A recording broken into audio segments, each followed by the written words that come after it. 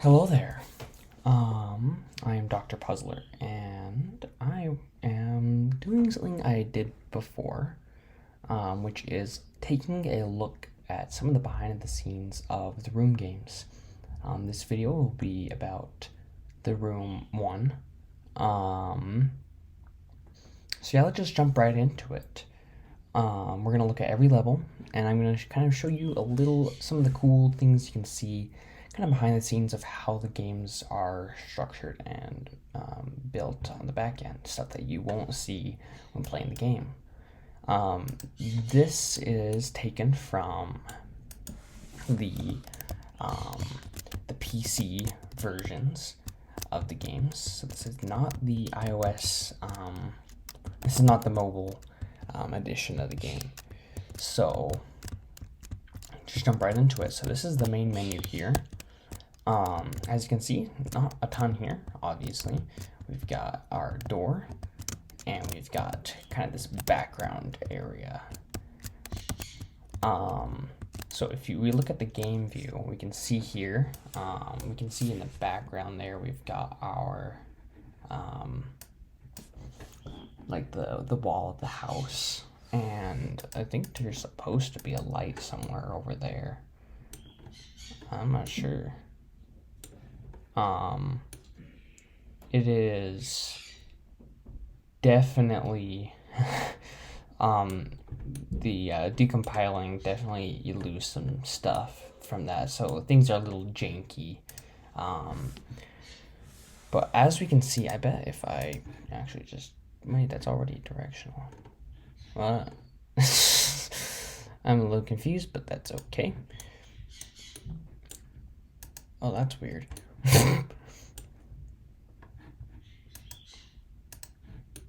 There we go. When we change that, you can see this background here a little better. Now, as you can see here, the actual 3D model here is only really this roof area, and then just cuts off there. And it looks really janky when we look at it in the scene view. But if we go to our camera view, we can see that the camera just renders the any blank space is just black. So if we change this color value, we can see, like, we can change it to whatever. When it's just black though, you can't, like, they structure these models and texture them and light it all in such a way that you can't really tell that it cuts off. And you can see here that it cuts off, but if you look at the main game, like, you're not going to notice that because of like post-processing effects and whatnot that kind of are gonna hide that seam. And so then the next thing I kind of want to look at here that's also kind of cool is if we delete this, just hide that, there is a second background here, which is this moon background, and that shows up when you unlock the epilogue. So once you finish the first, like, what is it, like 4 chapters, I think is yeah, there's 4 chapters of the main game before the epilogue. And so once you finish those 4 chapters, the background changes to this moon, which is kind of cool. We can also see here we have this dust particle system. It's nothing too fancy, just a I'm trying to, like, see if I can zoom in to any of these specifically. I don't think it's that easy to do that. It's really just a texture, just a very simple dust texture that gets you just fade in and out the texture as the particle comes in, kind of randomize the movement a little bit, and that's it. Nothing too fancy there, but it adds a lot of ambiance. Something kind of cool to kind of look at here too is we have the keyhole here. This green box you see around it is called a collider. It's a box. This one is a box collider, and the reason why that's there is because that's the grab point. So basically, in the back end of the game, when your mouse grabs anywhere that's touching this box collider, that will allow you to rotate this. Kind of fun. We won't look at this for every object in the game because that's basically how all the draggables work. It's a very simple, just rotates along the axis here when you are holding it by that. Obviously there's a little more to it if you look behind the scenes at the code, but that's all we really need to worry about here. So next up, let's head to the first level of the safe. As you can see here, there isn't actually a whole ton of stuff in here. We have the floor, the safe, some background boxes, our lamp, the door over there from the main menu. Kind of fun. Fun little detail there. I don't even know if you can really see that super well. Once you turn on lighting, like, that's pretty much hidden. We got the back here, and we got this little table that we get to see in some of the other chapters.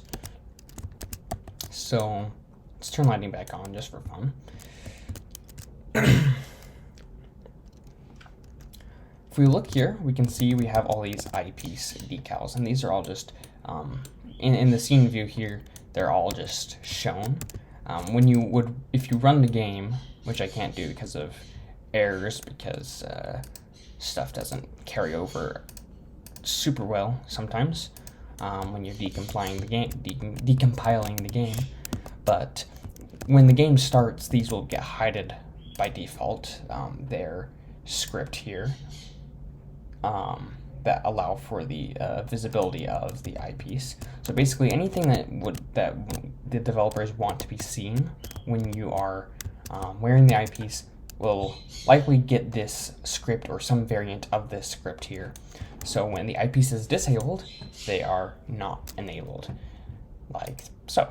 And when the eyepiece gets enabled, the script says, oh, the eyepiece is enabled. Let's turn that back on again. Very simple. Let's see. We can see here, if we go to the main camera, we have more of this camera color stuff that I kind of mentioned, where if I can find the main camera, there it is. If we change the color here, we can see how all of this is just blank space. There's no actual 3D models there. And then when we turn that back down to black, obviously there's not really much to be seen there because the lighting makes us that way. The edges of our floor here and other objects, the lighting makes us that way. Those are pretty much hidden, just invisible. And so you don't need to make a full room. You just need to make what the player will ever be able to see. Kind of fun. Let's head to the next chapter. The outer shell is what the scene is called. I don't care.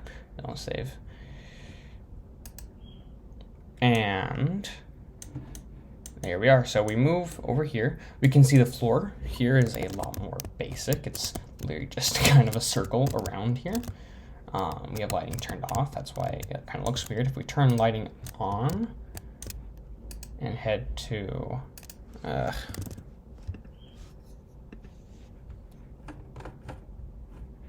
see, all these inventory items mess with the camera stuff, so it's hard to find, and Unity is lagging. Main camera, where is the main camera? Oh, I turned off the main camera. It's hard to see because we can only look at it through the camera preview here, but if you look closely, you can see that like the floor, actually I don't even know if you can see from the main camera view here, but once you get to once it's lit properly, this will be occluded like other stuff. Now I've destroyed, well, not destroyed, well, that is the wrong thing. I've hidden a bunch of stuff here. If we look here, we can see we have the outer shell piece. I've disabled some spots of it. And all of these inner components are literally just like smushed together inside because the box is absolutely not big enough to actually hold these in physical space. And so all of these items here are just kind of smushed together. And then when they're used, they just pop out. And they'll get hidden when that ending cutscene plays where the box like opens up. These all just get hidden because there's no reason to have them there anymore. Let's see. Now this level makes use of a few render textures is what they're called.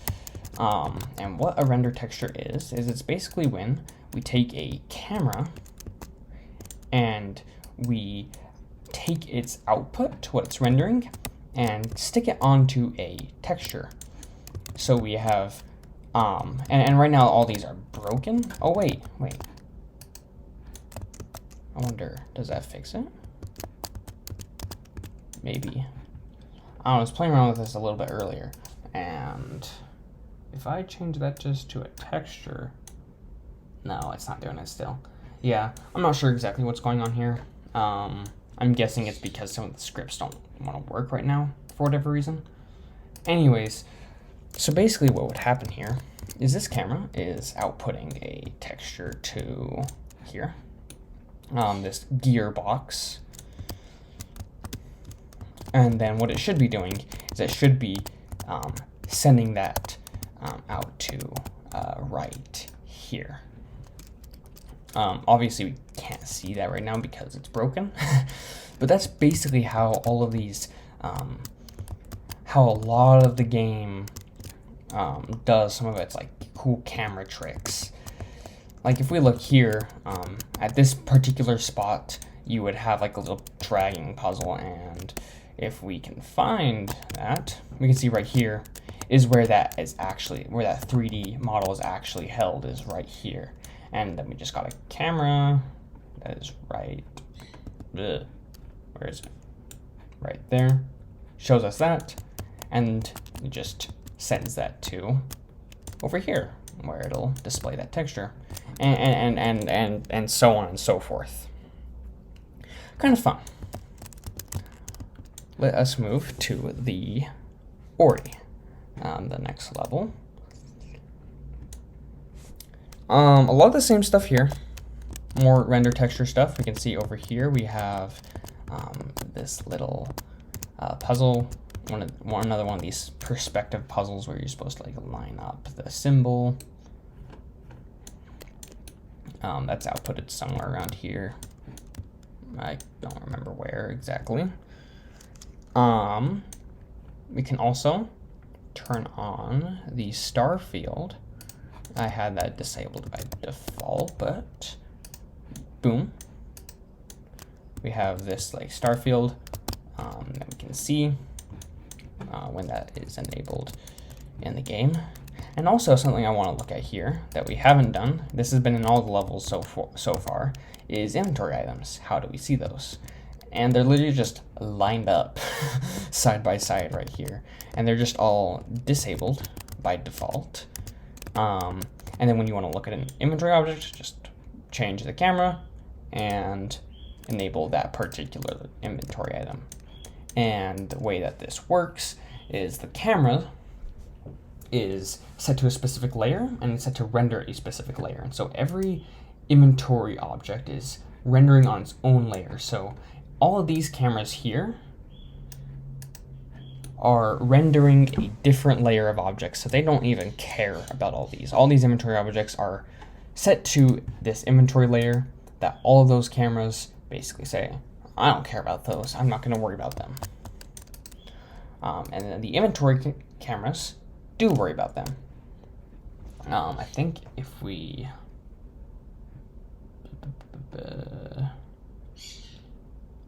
I'm not sure where the setting is. This is an older version of Unity that I haven't used a lot. Somewhere in here. Maybe it's just depending on the layer that the camera's on. It'll render to only that layer. So we can see we have all of our inventory objects for this level just lined up side by side. Super simple, super easy. That's how most games of this type would do something like this. Just stick them in their own spot, and that's it. Nothing too fancy there. Let's move to the next level. It's hard because there isn't a ton of extra. Once you kind of see the basics of one level, that applies to most of the other levels. So this does have some interesting stuff here. One, we can see we have the planets that rotate at some point in the game. There is actually 2 versions of these, which is kind of cool. There's one hidden inside the box here. And so what I'm guessing that they're doing is this one inside the box here is for the animation of it like going up and out and then going back down. And then this one here is for the actual puzzle, for it actually rotating. So rather than having one object do all of that stuff, which could potentially, be a little messy, you could have conflicting stuff there. Instead, you just have 2 variants. And then just once the animation keeps playing, just switch between them without the player actually noticing. If we head over, not there yet, head over to here, we actually have a second version of this room. And this is for some more render texture stuff. At some point, we get a code through this box here that we can see through this guy right here. This white here is where it should be outputting a texture. So that's what the second variant of the room is for. It's for that particular puzzle where we see a duplicate version of this, but with this box in the middle. Now, over here we have 2 more things. One is the temple. At some point there is yet another puzzle where you got to line up the symbol. In the mobile versions, this room is different. It's got a different like stone thing here, and then the temple the temple backdrop and all that is ever so slightly different. And the reason for that is because the PC edition, the remaster, was made after the Room 2 came out, and so this is showing the temple of the Room 2. Obviously, the Room 2 wasn't made when they were making the Room 1, and so this backdrop hadn't been come up with yet, but I think it's a cool detail that they decided to add for the remaster to make this temple the same as the one from the Room 2. Kind of adds a little bit of continuity to the games. And then finally, there's one more thing in this room I want to look at, which is over here, our Stonehenge area. Greyhenge, if you subscribe to that theory that I won't talk about. Go to the wiki if you want to learn more about that. We have a couple things here. One, we actually have this amulet thing and some of these planets, because this actually is another render texture for the planet puzzle to line up the symbols. I just thought it was kind of interesting that they use this same location for that specific puzzle. We can also see here we have this code here, which is similarly used in that puzzle. And then of course we also have this box here where we end up putting the null element, the null sample, into. The null sample, nothing too fancy here, just got our crystal. Nothing too special there, just hidden right in there. And then of course we have this here door. Oh wow, I'm not entirely sure what I'm even rotating there. There we are. The door opens up, it's white. You can actually see the seams on this in the actual game a little bit more than normally they would have. But still, kind of interesting this would get faded. This like light stuff would get faded in while the door opens, and then, you know, we move to the next level. Finally, we have the epilogue. Not a whole ton inside of here. We can see here we have all these like cogs and machinery on the outside. Nothing too special about those. They're not super detailed, and they don't really have to be. We have our box and our table. Nothing too special or fancy here. There is the organ right in here. Kind of fun. And this is the inside of the box. The actual box is currently hidden, partially at least. So we can kind of see the inside here. I think that's another, or wait, no, that's, oh yeah, there should be a render texture there. Once again, looks like it's broken. And if we head, where is it? Somewhere around here, there it is. We have the Rubik's Cube puzzle thingy right over here. That's kind of fun. It looks like there is like several different like versions of this mesh to get rotated. I'm not exactly sure what it is that they are doing here. I wonder if it's like just, I'm not actually sure like what it is, because it looks like we have like multiple cubes, which is kind of interesting. I wonder, actually no, I know what this is. Okay, yeah, I figured it out. So one of these is for, at least I think, one of these I believe is for the puzzle, when you're actually rotating the cube around and putting in these little guys here. And then the other one is for that final animation that it does when you, when it like all lines up together. So yeah, that's kind of cool. And then finally, last but not least, over here we have the door, and standing in front of it is our good old pal AS. Very low texture, low resolution texture, nothing too fancy here.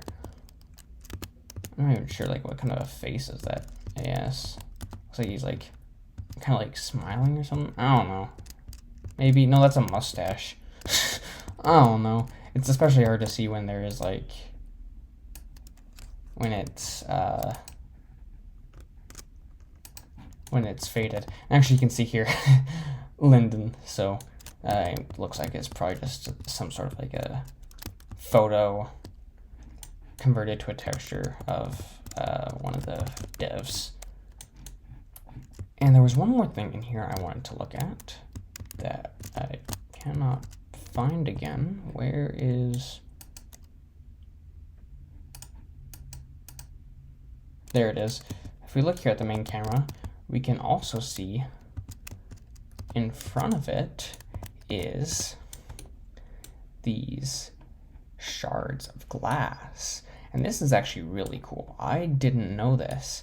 Apparently, when the animation is done, it looks like all of these are actual 3D meshes that get thrown apart in that animation. I thought that was just like a texture animation, nothing too fancy, but that's kind of cool. It's like an actual 3D mesh, and I think there is also some particles to kind of add some more juice to it. Anywho, that is that is kind of the behind the veil, behind the camera, whatever you want to call it, of the Room 1. I will do a video for each of these games. For the first 3 games. The Room Lessons and the Room VR are made with newer versions of Unity that do not work with the decompiler tool that I have found. I've looked online for newer tools, but haven't found anything, so this is what we're stuck with, just these first 3. Besides, I don't think with either of those games, there's nothing too fancy or different behind them. compared to these games. I mean, like once like you, a lot of these games you use a lot of the same tricks, but still it's fun to poke around and look behind the scenes. So I'm gonna end this here, and we'll see you next time.